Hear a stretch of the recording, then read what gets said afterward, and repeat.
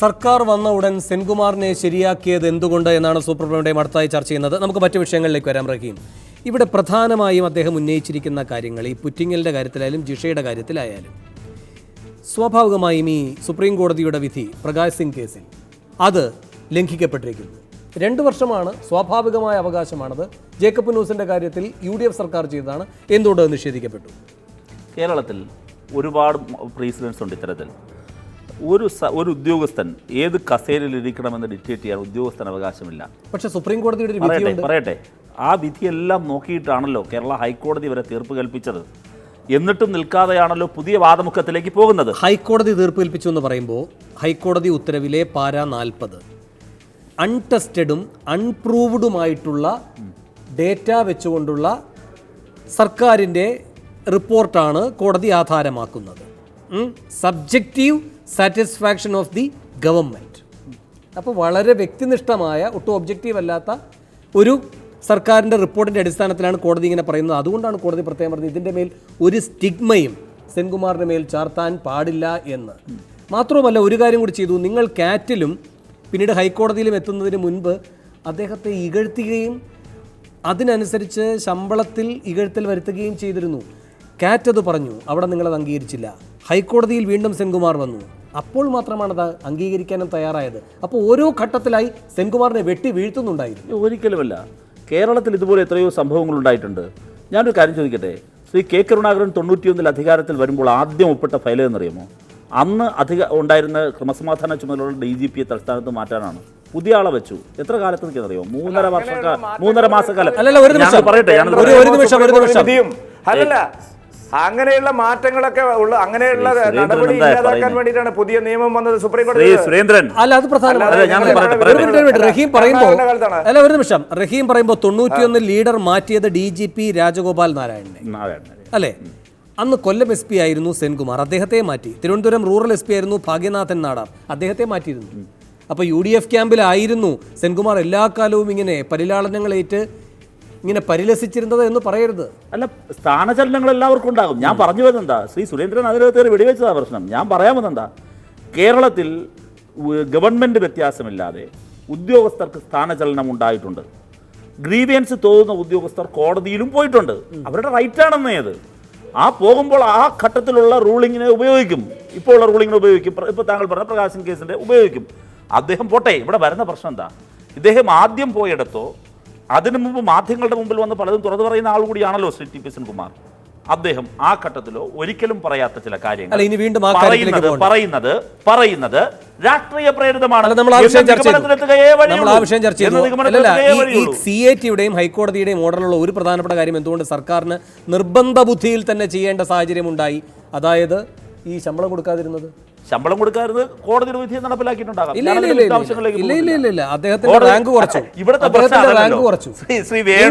ശ്രീ വേണു ഇവിടെ ഉന്നയിച്ച ചോദ്യങ്ങൾ, ഇവിടെ ചർച്ച ചെയ്യുന്ന കാര്യം അതെന്താ? ശ്രീ CMന്റെ ഇന്നത്തെ സ്റ്റേറ്റ്മെന്റ് എന്തുകൊണ്ട് ആ ചോദ്യം എന്തും അനുബന്ധ ചോദ്യമാകാം. പക്ഷേ ഇവിടുത്തെ കാതലായ പ്രശ്നം എന്താ? ഞങ്ങൾ ഇദ്ദേഹത്തോട് രാഷ്ട്രീയ വൈരാഗ്യം കാണിച്ചു എന്ന് അദ്ദേഹത്തിന് തോന്നുകയാണ്. അതിന് അദ്ദേഹം ചില നിഗമനങ്ങളിലെത്തുകയാണ്. ആ പറഞ്ഞ നിഗമനങ്ങളെല്ലാം തന്നെ വസ്തുതാപരമായ പിശകാണ്. ആ വസ്തുതാപരമായ പിശക് നിർത്തുന്നത് രാഷ്ട്രീയ പ്രേരിതമായിരിക്കും നിഗമനാണ്. ശ്രീ സുരേന്ദ്രൻ പറഞ്ഞൊരു കാര്യം ഇവിടെ നേരത്തെ പറഞ്ഞല്ലോ, ഈ TP ചന്ദ്രശേഖരനുമായെല്ലാം ബന്ധപ്പെട്ട് അവിടെ KK രാഗേഷ് ഉൾപ്പെടെയുള്ളവരുടെ പ്രതികൾ, കുഞ്ഞനന്ദന്റെ കാര്യമാണ് അദ്ദേഹം പറഞ്ഞത്, കുഞ്ഞനന്ദന് ശിക്ഷ വാങ്ങിക്കൊടുത്തത്. സഖാവ് KK രാഗേഷ് ഉൾപ്പെടെയുള്ള പ്രതികളെ വിചാരണ ഘട്ടത്തിൽ തന്നെ എക്സോണറേറ്റ് ചെയ്തു. അപൂർവങ്ങളിൽ അപൂർവമാണ് അങ്ങനെ. ഒരു കോടതിയുടെ പറയട്ടെ,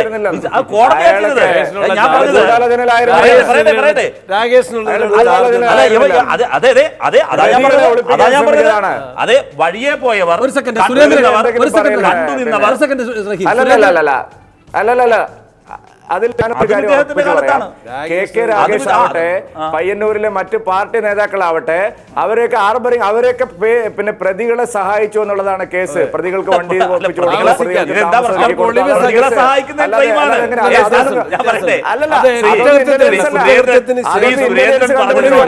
സണ്ണി ജോസഫിനെ പോലുള്ള ഒരു ഞാൻ പറയില്ല, അത് ആ പറയുന്നത് എന്തോ ആയിക്കോട്ടെ, ചെറുതും വലുതുമായിരിക്കാം, ആരോപിക്കപ്പെട്ട കുറ്റം ഒരാളെ പ്രതി ചേർക്കുകയാണ്. കൊച്ചി സംഭവവുമായി ബന്ധപ്പെട്ട് പൾസർ സുനിയെ സംരക്ഷിച്ച താവളമൊരുക്കിയ ചാർലിയോ അങ്ങനെ ഒരാളില്ലേ, അയാളെ പിടികൂടണ്ടേ? താവളമൊരുക്കുകയാണ് ചെയ്തത്, തെറ്റല്ലേ?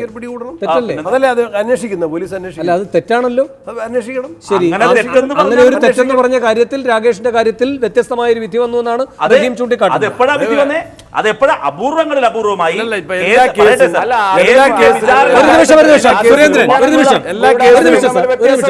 സുരേന്ദ്രൻ, അല്ലല്ല, അതും കുഞ്ഞനന്തന്റെ ഗൂഢാലോചനയും ആ രാകേഷിന്റെ ആർബറും തമ്മിൽ വ്യത്യാസമുണ്ട്. അത് എല്ലാവർക്കും നിയമത്തെ കുറിച്ച് അറിയുന്ന എല്ലാവർക്കും അറിയാം.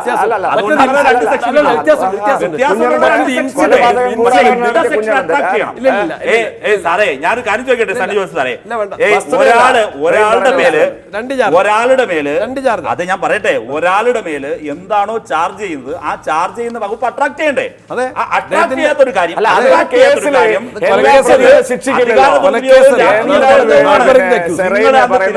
ഒരു കേസിൽ എല്ലാ പ്രതികളെ ശിക്ഷിക്കുമോ? പോലീസ് നടപ്പിലാക്കുക. ഞാൻ ചോദിക്കട്ടെ, രക്തത്തിൽ പങ്കുണ്ടെന്ന ഒരു ഓഫീസർ പിന്നെ വേറെ ഒന്നും ചെയ്യാൻ പറ്റില്ല. ശരി, ഒരു നിമിഷം.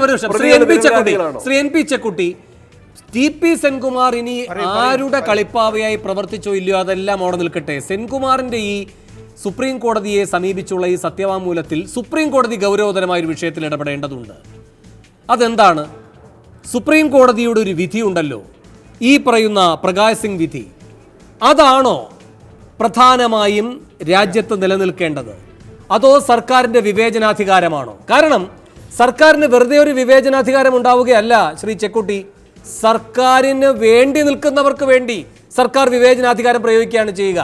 അവിടെയാണ് നമുക്ക് വേണ്ടത്, സർക്കാരിൻ്റെ ഈ വിവേചനാധികാരത്തിനാണോ പ്രാമാണികത കിട്ടേണ്ടത് അതോ പ്രകാശ് സിംഗിനാണോ എന്ന്. ഞാൻ പറയുന്നത് 4 മാസമേ ഉള്ളൂ TP സെൻകുമാറിന് വിരമിക്കാൻ. അതുകൊണ്ട് അദ്ദേഹത്തിനൊരു ശോഭനമായ ഭാവിയെ പറ്റിയുള്ള വലിയ ഉത്കണ്ഠകളുടെ അടിസ്ഥാനത്തിലല്ല അദ്ദേഹം സുപ്രീം കോടതിയിലേക്ക് പോയിരിക്കുന്നതും. നമ്മുടെ നിയമപാലന സംവിധാനത്തിൻ്റെ സുതാര്യത ഉറപ്പുവരുത്തുന്നതിന്, അതിൻ്റെ ചുമതലാബോധത്തിൽ അത് വീണ്ടും അടിയുറച്ചു നിൽക്കുന്നതിനുള്ള ഒരവസരമാണ് ഈ നിയമപ്രശ്നം ചൂണ്ടിക്കാട്ടുന്നത്. അതിൻ്റെ ഗൗരവത്തെ അങ്ങ് നിസ്സാരമായി കാണുമോ ശ്രീ ചെക്കുട്ടി? ഇല്ല, ഞാനത് ഗൗരവമായിട്ട് തന്നെ കാണുന്നത്. പക്ഷേ ഒരു പ്രശ്നമുള്ളത്, ഒരു ഉദ്യോഗസ്ഥൻ്റെ പ്രൊഫഷണൽ ഇൻറ്റഗ്രിറ്റിയും പ്രൊഫഷണൽ റെക്കോർഡും നമ്മൾ നോക്കണം. അങ്ങനെ നോക്കുമ്പോൾ കഴിഞ്ഞ UDF ഭരണകാലത്ത് തന്നെ യഥാർത്ഥത്തിൽ UDFൻ്റെ ഒരു ഇമേജിന് പറ്റിയ തരത്തിലുള്ള പെർഫോമൻസ് അല്ല സെൻകുമാറിന് മുമ്പിൽ വന്നത്. ഇപ്പം സുരേന്ദ്രൻ എന്നെ NDF എന്നൊക്കെ വ്യാഖ്യാനിക്കുന്നുണ്ട് ഞാൻ.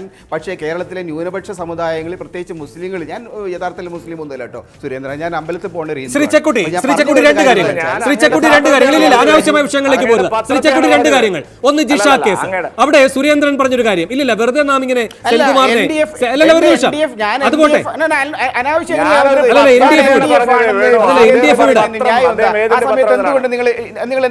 നിങ്ങളത് തീർത്തിയില്ല.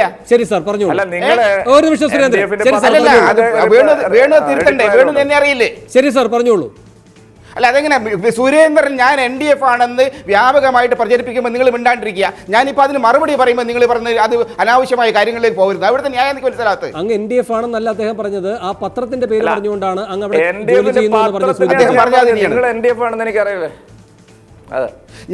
ഞാൻ പറയുന്ന ഞാൻ കേരളത്തിൽ 33 കൊല്ലമായിട്ട് സുരേന്ദ്രൻ മനസ്സിലാക്കണം.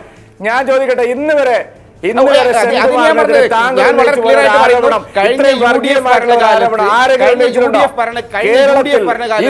ആരെങ്കിലും CPM ഉന്നയിച്ചിട്ടില്ല ഈ ആരോപണം. ഞാൻ ചോദിക്കുന്നത് നിങ്ങൾ പറ, സെൻകുമാർ ഒരു വർഗീയവാദിയാണ്, സെൻകുമാർ ഒരു കമ്മ്യൂണലാണ് എന്ന് ഇന്നേ വരെ ആരെങ്കിലും ഉന്നയിച്ചിട്ടുണ്ടോ? കേരളത്തിന്റെ പബ്ലിക് ഡൊമൈനിൽ സെൻകുമാർ ഒരു കമ്മ്യൂണൽ അജണ്ട ഉള്ള ആളാണ്,